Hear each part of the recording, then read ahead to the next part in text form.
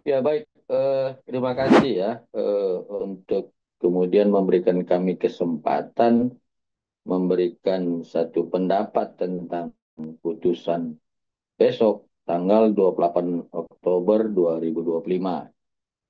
Jadi pada prinsipnya kami kemarin berkomunikasi dengan klien kami Dr. Reza Gladys Pretenisari sebagai orang ya yang melaporkan dan telah melaksanakan perbuatan hukum sebagaimana pasal 108 KUHP ya di ayat 1 dan ayat 2 terkait adanya dugaan tindak pidana yang membuat dirinya menjadi korban sebesar 4 miliar rupiah ya, terhadap beberapa orang yang dilaporkan sebagaimana tanggal 1 Desember yaitu Dumasnya terhadap 4 orang, kemudian di tanggal 3 Desember terhadap 2 orang.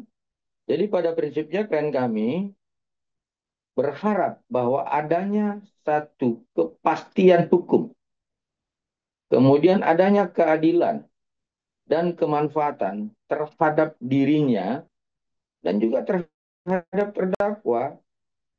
Ya pada prinsipnya adalah klien kami ini kan hanya ingin menjustifikasi dirinya melalui instrumen hukum bahwa tuduhan-tuduhan yang dituduhkan kepada dirinya selama ini adalah merupakan orang sebagai mafia skincare, mengedarkan produk-produk berbahaya, itu adalah tuduhan yang tidak benar. Sehingga kemudian harapan yang pasti dari klien kami, agar tuduhan-tuduhan itu dapat ya dipatahkan oleh putusan majelis hakim dan kemudian melalui vonisnya dengan pertimbangan-timbangan majelis hakim yang berkeadilan, bermanfaat, dan memberikan sebuah kepastian hukum terhadap dirinya maupun terdakwa Nikita Mirzani maupun terdakwa Ismail Marzuki. Seperti itu. Baik. Karena klien kami ini bersama suami dan seluruh dari karyawan PT Glavitsa RMA Group yakin dan percaya terhadap apa yang sudah menjadi tugas-tugas penegak hukum, ya baik itu penyidik, baik itu jaksa penuntut, baik itu majelis hakim, sehingga 1 bulan belakangan ya sampai dengan sekarang klien kami itu yang pada intinya adalah menyerahkan semua proses hukum kepada aparat penegak hukum sedang bersiap-siap untuk membenahi perusahaan miliknya ya baik itu terhadap soal bagaimana pembenahan klinik, baik itu terhadap pembenahan hal-hal yang lain terkait karyawan dan sebagainya. Tetapi konsentrasi terhadap bagaimana putusan besok tanggal 28 Oktober, saya pikir kembali saya harus tegaskan klien kami tidak lagi konsentrasi memikirkan itu karena klien kami sadar ya dan kami telah memberikan edukasi-edukasi bahwa itu adalah ranah dan wilayah dari penegak hukum. Seperti itu. Baik. Jadi terhadap vonis yang akan diserahkan, ya vonis yang akan yang dibuat oleh majelis hakim terhadap terdakwa Nikita Mirzani maupun terdakwa Ismail Marzuki bukan salah satu target utama klien kami besar kecilnya, bukan ya. Tetapi target utama dari klien kami bahwa apa yang dituduhkan oleh para terdakwa dan kemudian menjadi konsumsi publik terkait produk yang berbahaya, produk yang tidak punya izin edar itu dapat dipatahkan dalam instrumen hukum. Ya, sebagai contoh begini. Di dalam fakta persidangan, terdakwa Nikita Mirzani kan selalu mengungkapkan ya baik juga saksi-saksi yang lain tentang bahwa klien kami itu sebenarnya meminta tolong kepada terdakwa Nikita Mirzani melalui terdakwa Ismail Marzuki untuk melakukan endorse kemudian perjanjian yang meminta terdakwa Nikita Mirzani mereview baik-baik terhadap glowing booster cell.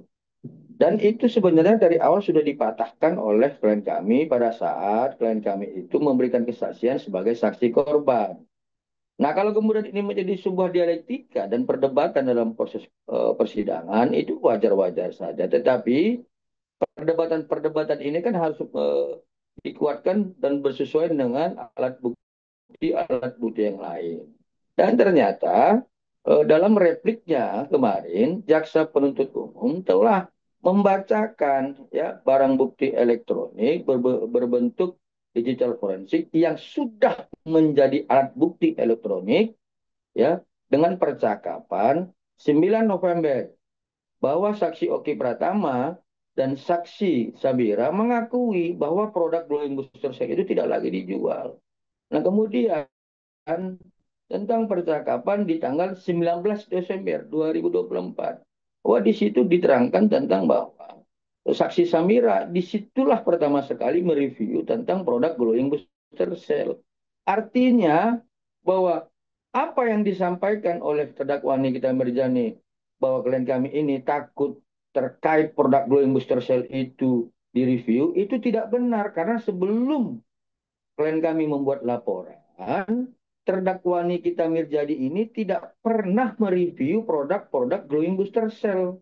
Yang artinya kan tidak perlu klien kami takut terhadap review-review yang tidak pernah dilakukan. Yang pada intinya sebenarnya klien kami ini merasa terancam dengan pengancaman, pencemaran yang sudah disampaikan, ya awalnya dengan teori kausalitas ya, yang mulai peristiwa 15 Oktober dan seterusnya, mulai live Nikita yang menjelek-jelekkan klien kami, lalu kemudian tentang ancaman yang secara langsung akan hancurkannya kredibilitas klien kami sebagai dokter. Itu yang sebenarnya menjadi tekanan dan kekhawatiran dari klien kami, bukan terhadap produk Glowing Booster Cell yang direview oleh terdakwa Nikita Mirjani. Karena memang terdakwa Nikita Mirjani tidak pernah, ya saya jelaskan, saya tegaskan, ini mohon tidak nanti diedit ya, bahwa terdakwa Nikita Mirjani tidak pernah mereview produk Glowing Booster Cell, ya katanya produk ya, tapi sebenarnya itu treatment ya, itu treatment Glowing Booster Cell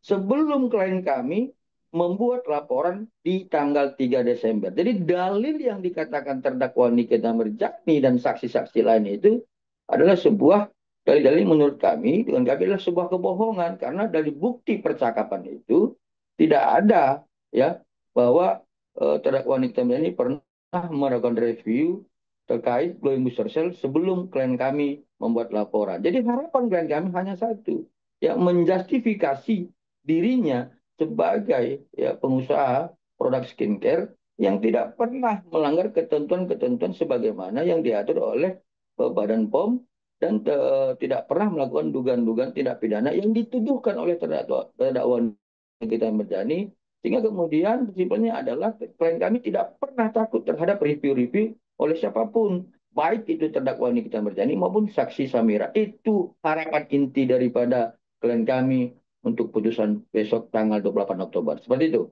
Baik, jadi yang tidak sesuai kalau misalkan dengan soal berat tidaknya vonis, ya kami tidak akan konsentrasi ke situ ya. Tetapi kalau kemudian dalam pertimbangan-pertimbangannya majelis hakim itu tidak mempertimbangkan fakta-fakta persidangan tentang persesuaian alat bukti, ya baik itu saksi, alat bukti elektronik, kemudian saksi ahli dan sebagainya, ya sudah pasti itu kan menjadi ranah dari jaksa penuntut umum untuk melakukan upaya banding nantinya kalau terkait di bawah ketentuan vonisnya, kemudian ada hal-hal yang lain gitu. Tetapi kalau terhadap klien kami, kalaupun hal-hal pertimbangan tidak masuk dalam putusan majelis hakim, kami kan mempunyai hal-hal yang lain yang akan kami lakukan karena terhadap kebijakan-kebijakan yang berkaitan dengan Perpres 80 2017 terkait Badan POM RI, itu lebih kepada ranah kebijakan, bukan ranah dari putusan hakim. Ya saya pikir kembali saya tegaskan, klien kami tidak konsentrasi terhadap besar kecilnya ya putusan untuk besok hari. Hanya sebatas menjustifikasi bahwa dirinya bukan orang yang seperti yang dituduhkan oleh terdakwa Nikita Mirjani, terdakwa Ismail Marzuki, maupun saksi Oki Pertama dan saksi Samira. Seperti itu. Ya, jadi baik. Kalau kita lihat di dalam KUHP, tentang alat bukti itu adalah diatur di dalam 184 KUHP. Kalau yang dinamakan barang bukti itu diatur di dalam pasal 39 KUHP.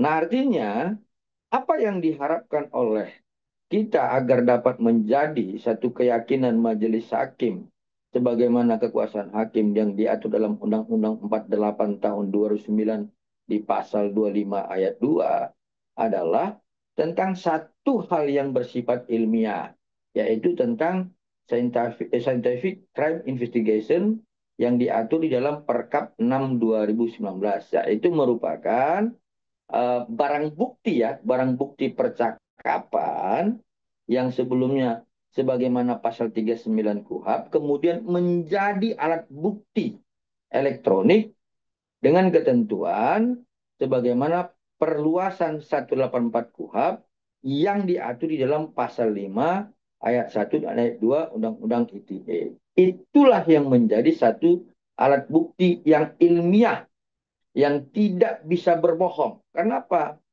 Hasil percakapan, hasil cetak percakapan WhatsApp itu dicetak sebagaimana barang bukti yang diekstraksi oleh penyidik. Dan kemudian jaksa penuntut umum hanya membacakan, ya, hanya membacakan percakapan antara terdakwa Nikita Mirjani, terdakwa Ismail Marzuki, saksi Oki Pratama, dan saksi Samira. Ya, jadi jaksa penuntut umum hanya membacakan. Yang kemudian, kemarin di saat replik kan ada bahasa, ada permufakatan jahat, ada penghasutan, ada satu lagi mengarahkan. Dan itu yang menjadi sebuah kesimpulan. Kalau kemudian ini dikatakan hal yang tidak benar, saya pikir banyak orang keliru. Karena scientific crime investigation itu melalui digital forensik menjadi alat bukti adalah bukti ilmiah yang tidak bisa dibantahkan. Dan harapan kami bahwa percakapan-percakapan dalam digital forensik itu yang menjadi alat bukti elektronik adalah satu alat bagi hakim nantinya untuk meyakinkan sebab dalam putusannya bahwa klien kami itu bukan seperti yang dituduhkan, yang sering dikatakan banyak orang sebagai pengusaha skincare yang mengedarkan produk yang berbahaya dan tidak memiliki izin edar. Itu harapannya. Baik, jadi kan begini, putusan hakim itu kan tidak melihat dari satu variabel aja ya. Ada beberapa variabel. Yang pertama dengan tentang maksimum ancaman dari pasal yang didakwakan. Kemudian mempertimbangkan dari tuntutan dari jaksa penuntut umum. Lalu kemudian di dalam putusan itu ada hal ya yang harus di dalam dibuat putusan hakim harus ada hal memberatkan dan meringankan. Dan itu kan sudah disampaikan oleh penuntut umum di dalam tuntutannya ya. Jadi hal yang menurut saya sehingga kemudian angka 11 itu muncul dalam tuntutan adalah tentang lebih kepada soal hal pemberatan terhadap terdakwa Nikita Mirjani. Ya, jadi sebenarnya kan kalau misalkan ini tadi hal pemberatan-pemberatan ini tidak terus dilakukan oleh terdakwa Nikita Mirjani sampai dengan tahapan dia melakukan dupliknya, saya meyakini majelis hakim akan mempertimbangkan bahwa terdakwa Nikita Mirjani ini adalah warga negara yang harus dibina, tapi dengan tidak memberikan hukuman yang berat. Tetapi dugaan saya, dengan sampai pada saat dia membacakan dupliknya, dia tetap mempertontonkan hal-hal yang menurut kita ya sebagai praktisi hukum juga ini hal-hal yang tidak wajar ya sehingga sesuai dengan pengalaman kami para terdakwa yang terus melakukan hal-hal seperti tidak menghormati aparat penegak hukum ya menurut pengalaman kami biasanya itu akan dijatuhi putusan yang lebih berat. Tujuannya hanya satu, agar lebih lama dibina di lembaga pemasyarakatan, bukan dihukum. Ingat ya, tujuan majelis hakim adalah agar lebih lama dibina. Kenapa? Ini soal kemudian tentang pemanfaatan, ya agar kemudian terdakwa-terdakwa yang seperti ini bisa dapat menjadi merubah karakter dan perilakunya ketika keluar dari lembaga pemasyarakatan. Seperti itu. Ya, jadi secara ketentuan hukum acara kita dan dalam hal-hal yang lain yang mengatur tentang persidangan ini, ketika misalkan ya tuntutan itu di bawah ya setengah daripada tuntutan yang dibacakan jaksa penuntut umum, pertama yang saya sampaikan, penuntut umum akan melakukan banding, ya. Kemudian terhadap apa yang akan dilakukan oleh klien kami, ini dia tidak mempunyai kewenangan lagi terhadap itu. Karena apa? Karena kan sudah sering saya sampaikan dan itu juga disampaikan oleh penuntut umum bahwa dalam proses pidana ya persidangan pidana ada berlaku yang namanya dominus litis. Ya, dominus litis ini adalah kewenangan penuh ya bagi jaksa penuntut umum untuk mengendalikan, menguasai perkara itu. Jadi ketika masyarakat yang melakukan perbuatan hukum sebagaimana 108 KUHP, maka dalam proses persidangan itu penjaksa penuntut umum adalah sebagai pengendali dan pemilik perkara itu. Kalau dengan aturan-aturan yang ditentukan di dalam peraturan kejaksaan maupun Undang-Undang 11 tahun 2021, nanti ketika itu di bawah hal-hal yang ditentukan, maka penuntut umum harus banding. Tapi terhadap klien kami, dia tidak memiliki kewenangan apapun lagi terhadap itu. Seperti itu. Baik. Eh, yang pasti, kalau menurut kami ya, kita ini kan berbicara hukum, bukan berbicara masalah teori-teori yang belum tertuang dan terbuktikan. Ketika nanti majelis hakim dalam pertimbangan-pertimbangannya telah menerima alat bukti, dan kemudian alat ini maksud saya alat bukti elektronik ya, kemudian telah memutuskan dengan pertimbangannya tentang bahwa klien kami itu sebagai warga negara yang sudah melakukan perbuatan hukum melaporkan orang yang melakukan dugaan tidak pidana, maka dugaan kami bahwa gugatan dalam kasus perbuatan melawan hukum ya on rahmah tidak itu, logika saya secara hukum akan dilemahkan dan digugurkan. Kenapa? Karena dalil-dalil yang kami sekilas baca bahwa tentang gugatan dan dalil dari terdakwa Nikita Mirjani membuat gugatan, pertama adanya perbuatan melawan hukum oleh Reza Gladys. Sementara klien kami melakukan perbuatan hukum. Ini kan yang kontradiktif. Ya, perbuatan hukum yang dimaksud oleh eh, klien kami adalah sebagaimana 108 KUHP. Dan diatur itu.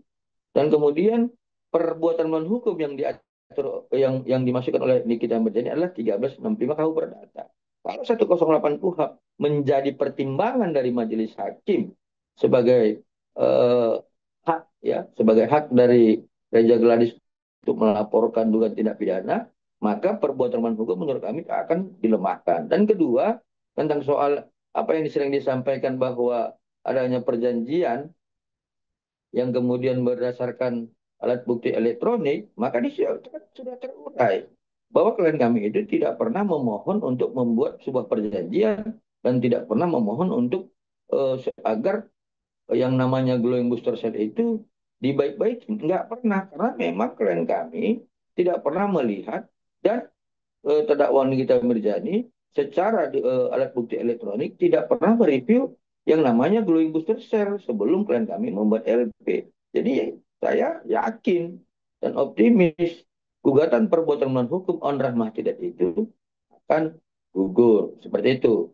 Untuk melakukan sesuatu itu tidak boleh ya, karena majelis hakim dalam menangani perkara ini ya memeriksa, mengadili dan memutus itu sudah diatur di dalam kekuasaan hakim sebagaimana Undang-Undang 48 tahun 2009 khususnya di pasal 25 ayat 2. Ya, harapan saya adalah yang mewakili seluruh tim penasihat hukum dari Dr. Gereja Gladys dan juga Dr. Reja Gladys bahwa seluruh pertimbangan-pertimbangan ya melalui analisis analisa fakta, analisa juridis yang dituangkan oleh penuntut umum menjadi sebuah pertimbangan yang utuh dan holistik ya di dalam putusan majelis hakim nantinya.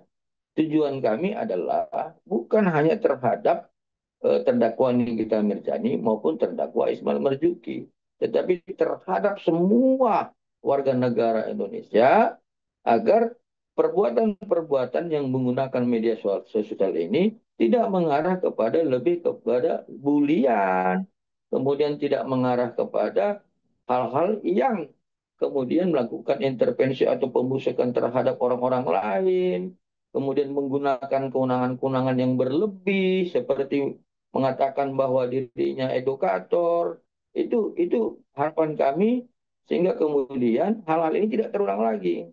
Ya kasih saya contoh sederhana lah ya. Banyak orang mengatakan bahwa dengan review-review doktif ya atau dokter Samira itu adalah merupakan satu edukasi-edukasi.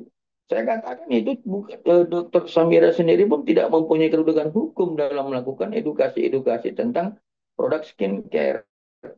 Karena apa? Negara kita telah mengeluarkan dana yang begitu besar ya untuk membentuk yang namanya Badan POM RI berdasarkan Perpres 80 tahun 2017. Nah, kalau kemudian kewenangan Badan POM RI ini dirampas ya oleh pihak-pihak lain, kemudian melakukan review-review tentang ini adalah overclaim, overprice dan sebagainya, negara kita kan hancur. Kenapa? Peraturan Badan POM tidak pernah mengenal yang namanya overclaim. Negara kita tidak pernah mengenal yang namanya overprice. Ya kalau berbicara masalah klaim itu diatur dalam peraturan Badan POM nomor 3 tahun 2002 tentang teknis klaim kosmetika. Ya jadi saya pikir kembali dengan putusan majelis hakim besok tanggal 28 Oktober, ya saya berharap ya secara holistik ya utuh apa yang menjadi analisa fakta dan analisa juridis dari penuntut umum dapat menjadi pertimbangan majelis hakim sehingga ya ke depan ini akan menjadi pembelajaran bagi masyarakat Indonesia tidak menggunakan media sosial untuk melakukan pembulian, dugaan pemerasan, menempatkan dirinya yang mempunyai kewenangan tanpa kedudukan hukum. Seperti itu. Jadi jangan lupa untuk subscribe Cumi Cumi. Ditekan ya tombol lonceng merahnya.